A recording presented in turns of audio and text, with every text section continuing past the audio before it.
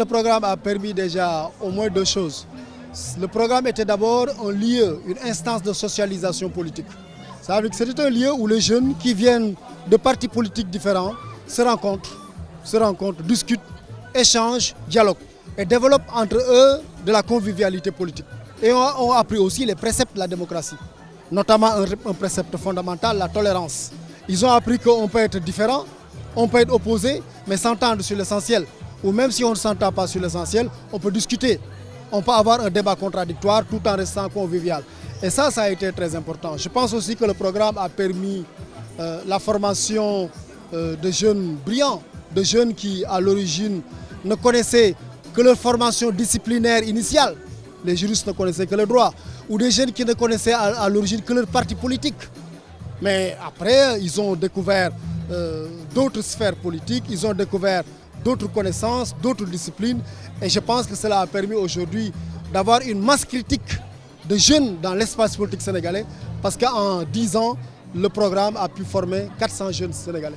Le sentiment qui m'anime, c'est que la formation à la Fondation Frédéric Ebert m'a permis de partager avec des leaders de formations différentes, de cultiver déjà la démocratie dans son vrai sens du mot, mais aussi d'entamer très tôt le dialogue politique tant réclamé dans notre pays, qui est amorcé en amont dans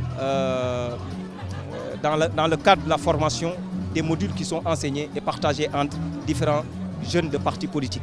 Ça nous a permis aussi de renforcer et de nous capaciter dans différents modules qui nous ont permis d'avoir une connaissance large et multiple dans beaucoup de secteurs et différents secteurs qui nous permettent en tant qu'hommes politiques de pouvoir comprendre vite et bien.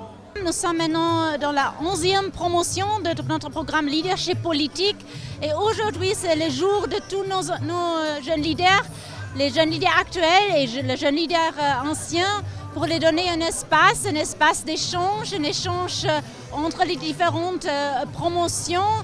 Et on continue en même temps le travail avec la promotion actuelle, mais aussi nous voudrions bien valoriser les expériences dans les anciennes promotions et leur donner la possibilité d'échanger entre eux.